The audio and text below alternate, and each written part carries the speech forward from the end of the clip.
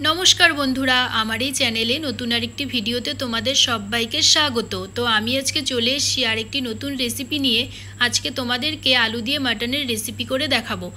তো আমি এখানে মাটনগুলোকে খুব ভালো করে ধুয়ে রেখেছিলাম। এরপর এতে দিয়ে দিলাম লবণ আর হলুদ। তো ম্যারিনেটের জন্য কি কি মশলা লাগবে তোমরা দেখে নাও। এখানে দিয়েছি আমি পেঁয়াজ বাটা, বেশ অনেকটা পরিমাণে পেঁয়াজ বাটা দিয়েছি আমি। তারপর দিয়ে দিলাম আদা বাটা, তারপর দিয়ে দিলাম জিরে বাটা, মৌরি বাটা, তারপর এখানে দিয়েছি আমি থেতো করে রাখা রসুনটা কিন্তু আমি বাটিনি, এখানে থেতো করে নিয়েছি।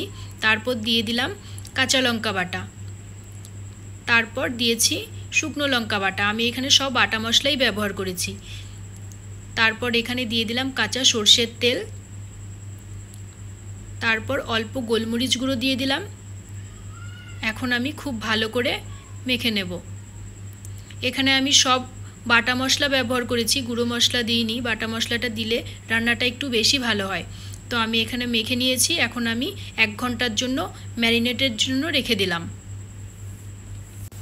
তারপর এখানে কড়াই বসিয়ে দিয়েছি। কড়াইটা গরম হয়ে গেলে দিয়ে দিলাম সরষের তেল। তারপর এখানে আমি আলু দিয়ে দিলাম। আলুগুলোকে বেশ বড় বড় করে কেটে নিয়েছিলাম আমি। মাটনের আলু একটু বড় বড় করে কেটে নিলেই ভালো লাগে। তারপর দিয়ে দিলাম লবণ, হলুদ আর শুকনো লঙ্কা বাটা। তোমরা এখানে শুকনো লঙ্কার গুঁড়োও দিতে পারো। আমি এখানে সম্পূর্ণটা আজকে বাটা মশলা দিয়েই করেছি। বাটা মশলার একটা আলাদাই স্বাদ হয়। তারপর আমি এখানে আলুগুলোকে খুব ভালো করে লবণ, হলুদ আর শুকনো লঙ্কা বাটার সাথে মিশিয়ে নিয়ে বেশ অনেকক্ষণ ধরে ভেজে নিলাম।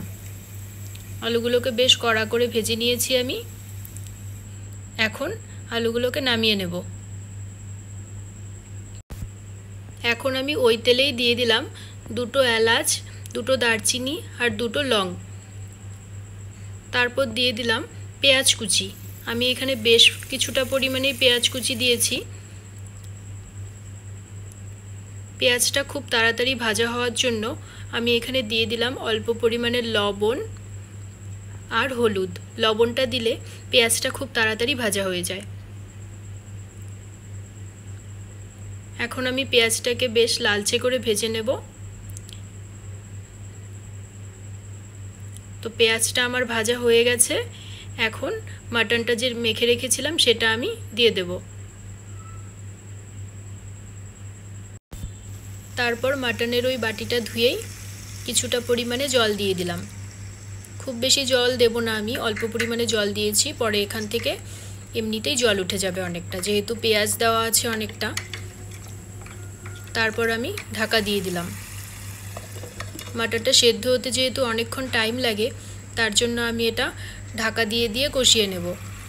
তো দেখো কতটা জল উঠে গেছে। এই জলটা যতক্ষণে শুকোবে ততক্ষণে মাটনটাও সেদ্ধ হয়ে যাবে।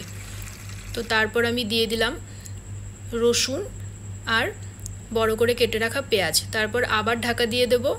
এভাবে আমি জলটাকে শুকিয়ে নেব। জলটা অনেকটা শুকিয়ে এসছে আর মাটনটাও প্রায় অর্ধেকের বেশি সেদ্ধ হয়ে গেছে। যেহেতু এটা আমি প্রেসার কুকারে দেব না, তার জন্য এভাবেই কষিয়ে কষিয়ে ঢাকা দিয়ে দিয়ে সেদ্ধ করে নেব। তারপর ভেজে রাখা আলুগুলো দিয়ে দিলাম।